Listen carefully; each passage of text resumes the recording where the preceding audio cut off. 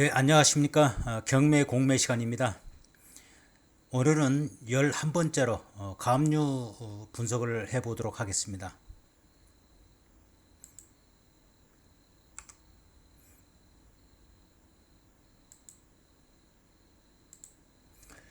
먼저 가압류 분석의 순서는 가압류 정의에 대해서 알아보고, 가압류 정의에 대해서 알아보고, 그 다음 선 가압류와 후 다른 권리 간의 관계, 그 다음 가압류와 다른 권리 간의 배당 예제를 통해서 알아보고요. 그 다음 가압류 관련 대부분 판례를 살펴보도록 하겠습니다. 그럼 먼저 가압류란 뭐냐? 가압류 정의에 대해서 살펴보도록 하겠습니다. 가압류란 채권자가 채무자의 재산에 대해 본안 소송을 제기하기 전에 채권을 확보하기 위해 법원의 허가를 받아 채무자의 재산을 동결하는 임시적인 조치입니다. 임시적인 조치. 이를 통해 채무자가 재산을 처분하거나 은닉하는 것을 방지하고 본안 소송의 결과에 따라 채권을 해소할 수 있는 가능성을 높이는 데 목적이 있습니다. 이 가압류에서 채권을 확보하는데 이때 이제 채권을 해소하려면은 이제 강제 경매 신청을 통해서 채권을 해소하면 되겠습니다. 그럼 이제 선 가압류와 후 다른 권리 간의 관계를 도표를 통해서 한번 보도록 하겠습니다. 이 등기부상에 가압류가 먼저 설정되어 있고 그 다음 근저당권이 설정되어 있다. 이렇게 가정을 하고 살펴보도록 하겠습니다. 먼저 가압류는 채권으로서 우선 변제권이었습니다. 채권은 우선 변제권이 없습니다. 그 다음에 근저당권은 물권으로서 우선 변제권이 있습니다. 이 근저당권은 물권으로서 우선 변제권이 있습니다. 그래서 이 후순위에 대해서는 전부 자기의 금액을 만족할 때까지 전부 흡수할 수가 있습니다. 우선 변제권은 후순위 권리자에 대하여만 그 권리를 주장할 수 있습니다. 설명을 방금 드렸죠. 따라서 근저당권은 선순위 가압류에 대하여 우선 변제권을 주장할 수 없고 가압류는 우선 변제권이 없어 이들은 동순위입니다. 이 가압류는 채권이고 근저당권은 물권입니다. 근데 물권은 우선 변제권이 있고 채권은 우선 변제권이 없습니다. 그러나 선순위권자가 이렇게 될 경우에는 동등한 조건이 주어집니다. 동등한 조건이 주어집니다. 이걸 잘 기억을 하셔야 됩니다. 그 다음에 가압류가 설정되어 있고 근저당권이 설정되어 있는 이런 또 가정하에 보도록 하겠습니다. 이 가압류는 아까 설명드렸다시피 채권자 평등주의에 있고 그 다음에 우선 변제권이 없습니다. 그 다음에 이 근저당권 물권은 우선 변제권이 있습니다. 그래서 후순위 대해서만 전부 자기 금액을 만족할 때까지 전부 흡수할 수가 있습니다. 그 다음에 또 설명드리겠습니다. 그래서 우선 변제권을 서로 간에 주장할 수 없고 동순위지만 있다는 것을 이렇게 딱 염두에 둬야 됩니다. 이 채권하고 선순위 채권, 후순위 채권을 말하는 게 아닙니다. 선순위 채권하고 그 후순위 물권은 이렇게 동등한 관계가 있다. 이렇게 생각하셔야 됩니다. 그 다음에 이제 가압류가 먼저 이렇게 설정돼 있고 그 다음에 근저당이 설정돼 있고 그 다음에 다음에 또 가압류, 다른 사람이 또 가압류가 이렇게 설정되어 있다는 가정하에 또 살펴보도록 하겠습니다. 먼저 A 가압류와 B 근저당은 동순위입니다. 동순위. 이거는 채권이고 물권이니까 같은 물권이라면은 이게 선순위 우선 변제권이 있겠는데 지금은 채권하고 물권이 그 충돌하다 보니까 그 채권이 그 먼저 있다 보니까 이거는 동순위로 이렇게 봐야 됩니다. 동순위. 그 다음에 A 가압류와 C 가압류는 동순위입니다. A 가압류하고 C 가압류는 동순위입니다. 왜냐? 채권자, 채권이죠. 채권자 평등주의의 원칙에 의해서 동순위라고 이렇게 보셔야 됩니다. 따라서 이게 이 논리에 의하면은 A, B, C가 다 같습니다. 다 같은 동순위라고 봐야 됩니다. 다만 비저당권은 C 가압류에 대하여 우선 변조권이 있어 비례배당한 이렇게 이제 똑같이 비례배당하는데 이 배당받은 것을 흡수합니다. 이 C 가압류 그 채권에 대한 그 배당된 거를 이 물권은 C 비근저당권자는 이거를 흡수해서 자기 금액을 만족할 때까지 다 흡수할 수가 있습니다. 그거를 감안하셔야 됩니다. 계속해서 그 사례를 들어서 보겠습니다. 먼저 가압류가 설정이 되어 있고 그 다음에 근저당권 설정되어 있고 그 다음에 또 다른 또 가압류가 또 설정되어 있고 그 다음에 비근저당권자가 이 경매를 이렇게 신청한 경우를 보겠습니다. 이렇게 아까 그 논리적으로 아까 전에 설명드렸다시피 결론적으로 말하면은 A, B, C가 전부 동순위입니다. 동순위. 다만 비근저당권은 물권으로서 후순위 그 채권이나 물권에 대해서 우선순위가 있다 보니까 C 가압류에 대해서 그 다 흡수할 수가 있습니다. 1차적으로 비례에 배당은 이렇게 세 가지 이렇게 하지만 비례에 해당한 그 금액을 물권이 앞서니까 이 C 그 채권보다 앞서니까 흡수할 수가 있습니다. 흡수 자기 그 금액을 만족할 때까지 흡수할 수 있습니다. 그런 설명입니다. 이게 A 가압류와 B 가압류 비근저당권은 동순위라고 아까 그 봐야 되고 그 다음에 A 가압류, C 가압류는 채권자 평등주의의 원칙에 의해서 또 동순위. 이렇게 하다 보니까 A, B, C가 이렇게 그 비례배당으로 똑같이 금액을 똑같이 비례배당 받게 됩니다. 그리고 똑같이 비례배당 그 배당 받은 것 중에 비근저당권은 물권이라 C 채권자한테 비례배당 받은 거 그것을 우선 변조권을 주장해서 다 자기가 가져올 수가 있습니다. 그 금액을 그런 설명입니다. 이게 그 다음에 순위에 의한 비근저당권이 만족할 때까지 흡수 배당한다. 흡수 배당 그 이렇게 A, B, C 비례 배당을 다 이렇게 그 하는데 비례 배당에서 주는 게 아니라 이 똑같이 1대1 이렇게 비례 배당한 거를 C 거를 이게 물권이다 보니까 우선 변조권이 있어가지고 C 거를 C 그 채권자 거를 이렇게 흡수 똑같이 비례 배당 받은 거를 가져올 수 있습니다. 그런 설명입니다. 그거를 이렇게 배당표 작성하실 때 잘 감안하셔야 됩니다.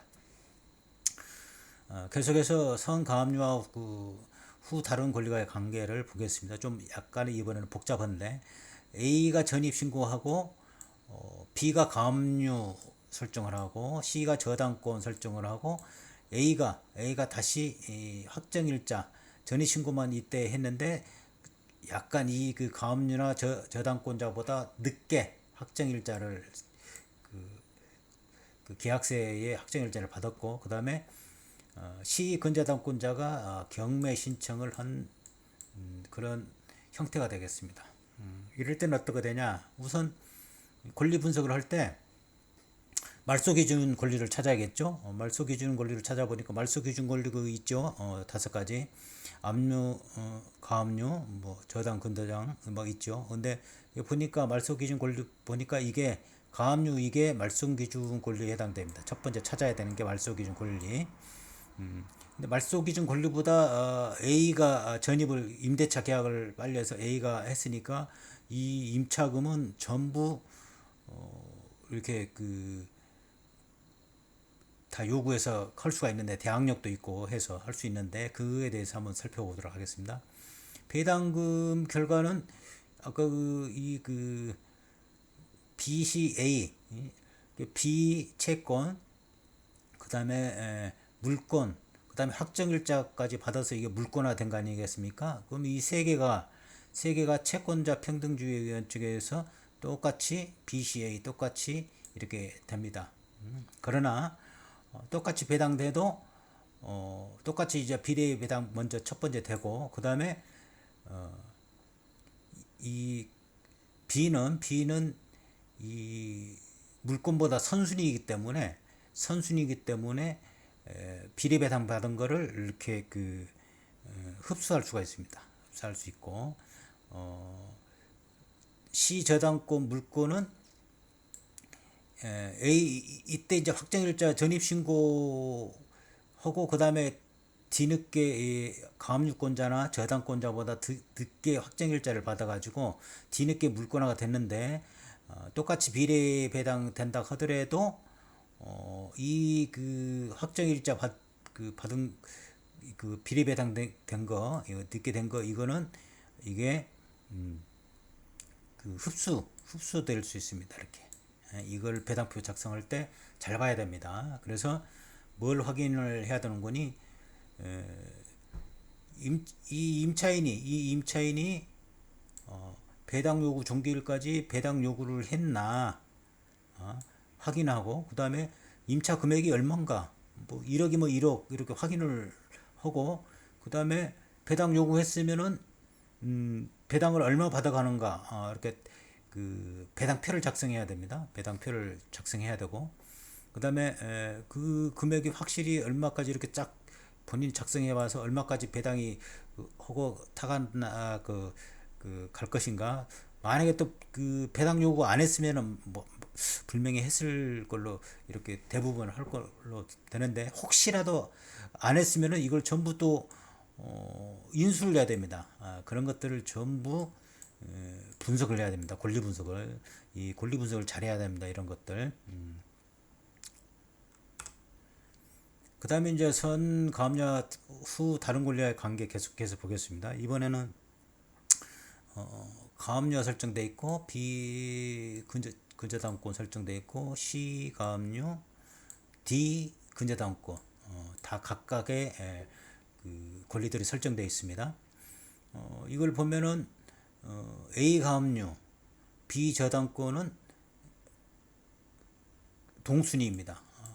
이 채권이지만은 선순위이다 보니까 채권자 평등주의 원칙에서 동순위가 되고, A 가압류와 C 가압류는 또 같은 또 채권이니까 채권은 무조건 동순위입니다. 동순위. 그 다음에 채권이라도 물권보다 앞선 순위면은 동순위고, 이걸 해야 됩니다. 그래서 항상 1대1로 비교를 하는 게 편합니다. 빠르고. 또 A 가압류와 D 건재당권은 동순위입니다. 왜냐, D 이거 물권이니까, 이 물권보다 순위가 이렇게 앞서니까 채권이 앞서니까, 이거는 채권하고 물권하고 충돌하니까 이건 동순위라고 봐야 됩니다. 선순위 채권하고. 그 다음에 이런 어떤 상황을 이렇게 쫙 살펴보니까 A, B, C, D입니다. 다 같다는 것입니다. 이게 다 비례배당해야 됩니다. 다 비례배당 금액에 따라서. 그래서 B 근저당권은 C 가압류와 D 근저당권에 대하여 우선 변조건이 있어 이 B는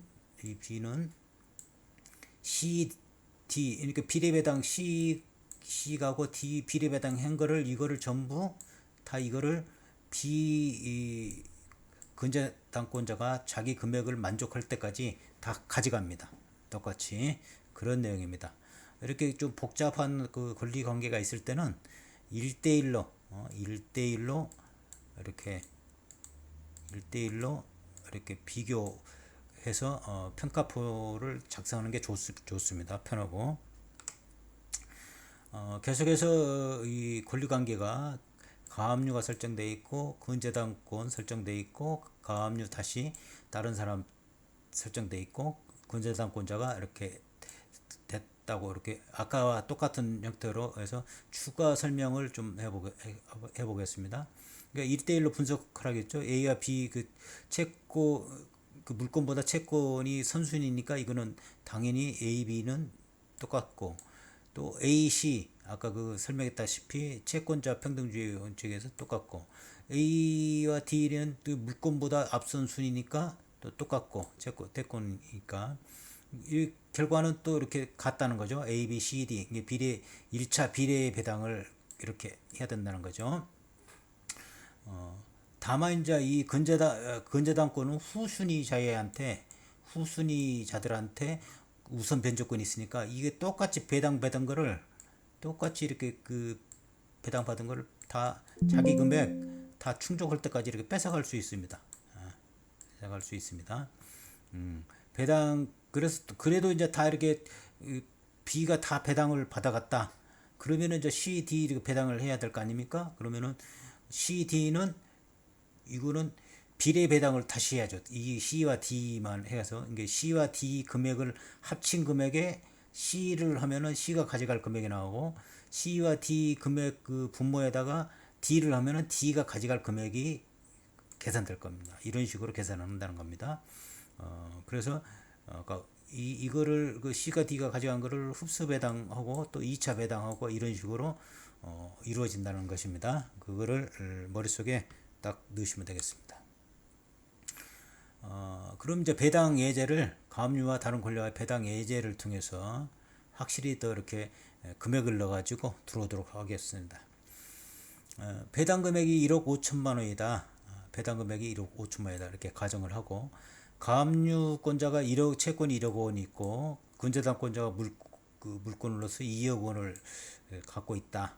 이렇게 예상을 하고 하겠습니다. 마찬가지로 이 채권하고 이 물건보다 선순위니까 채권이 선순위니까 이 금액은 동수이라고 봐야 됩니다. 동수이자 지위에 있습니다. 동수이자.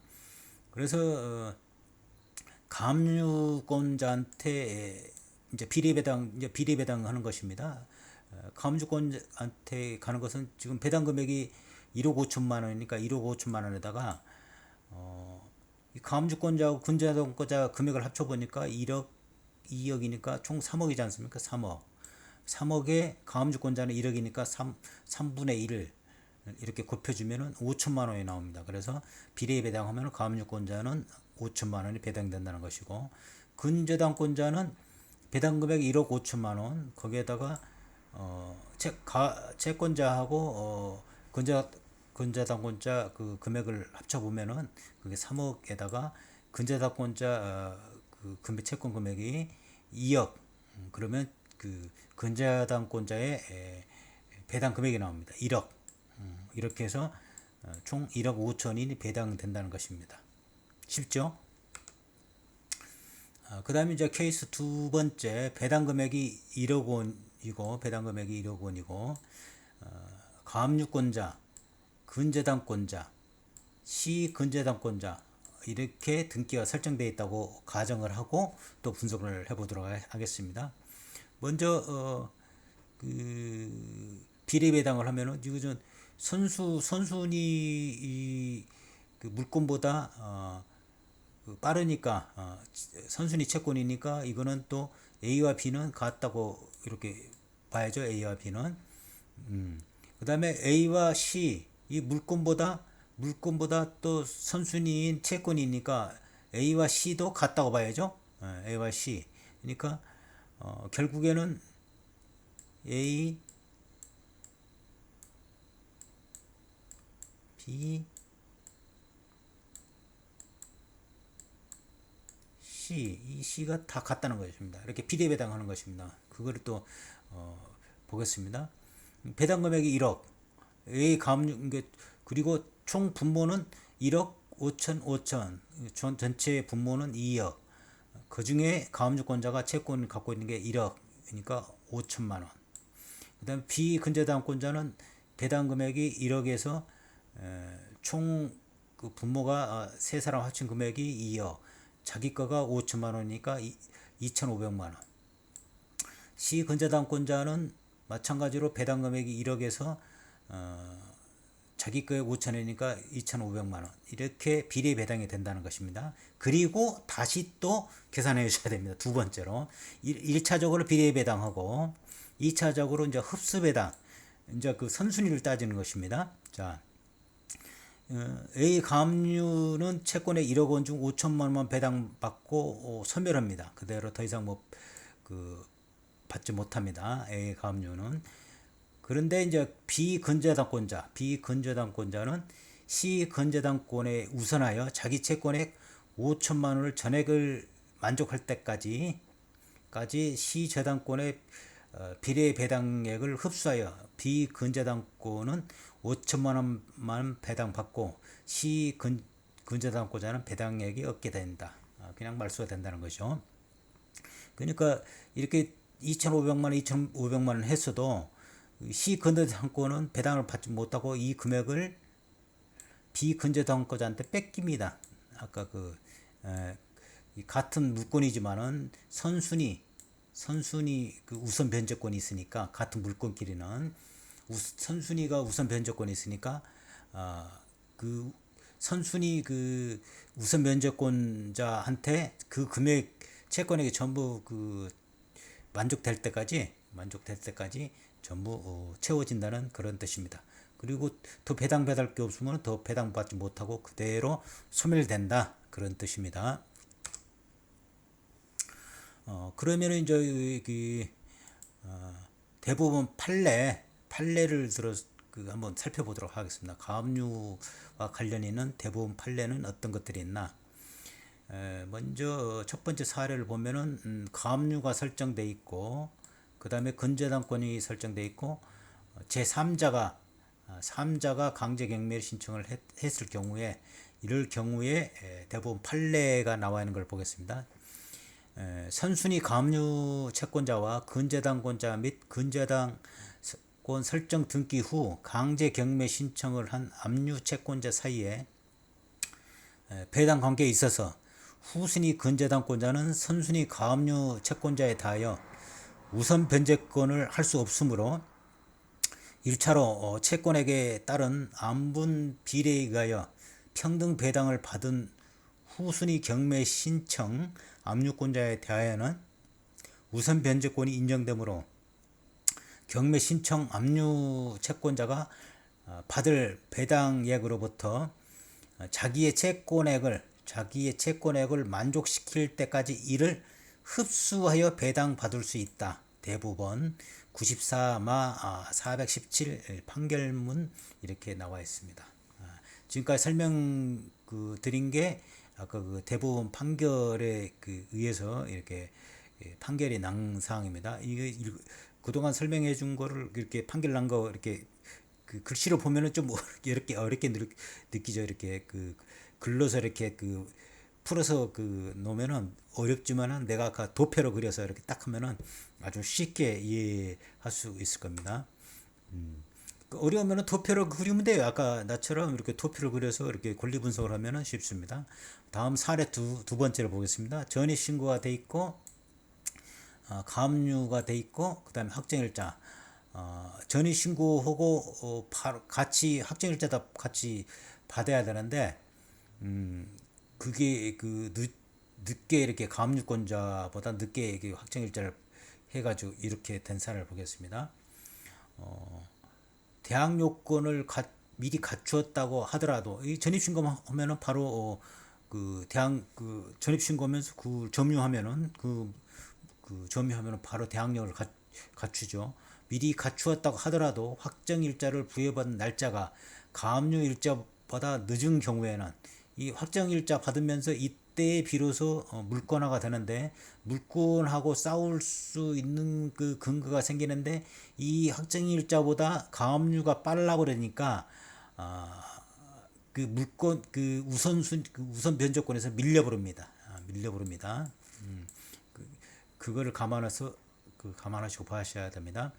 가압류 일자보다 늦은 경우에는 가압류 채권자가 선순위라고 볼 수밖에 없다 할 것이므로 가압류 채권과 임차 보증금 채권은 각 채권에게 비례하여 평등하게 배당하여야 할 것이다. 그러니까 그 비례 배당을 해야 된다는 것이죠. 이럴 경우에는 대법원 92 다 305997 판결문에 나와 있습니다. 그다음 사례 세 번째를 보겠습니다. 가압류가 먼저 설정되고 그 다음에 전입신고한 사례가 되겠습니다. 전입신고는 이제 대항력이 생겼고 그럴 경우에 또 소송이 걸렸습니다. 그래서 대법원 판례까지 만들어놨는데 부동산에 대하여 가압류 등기가 마쳐진 후에 그 채무자로부터 그 부동산을 임차한 자는 가압류 집행으로 인한 처분 금지의 효력에 의하여 가압류 사건의 본안 판결의 집행으로 그 부동산을 취득한 경락인에게 그 임대차 효력을 주장할 수 없다. 대부분 83 다카 116 판결에 이렇게 나왔습니다. 잘 읽어보시고 숙지를 하시면 되겠습니다. 이번 시간에는 가압류를 분석하는 시간을 가졌습니다.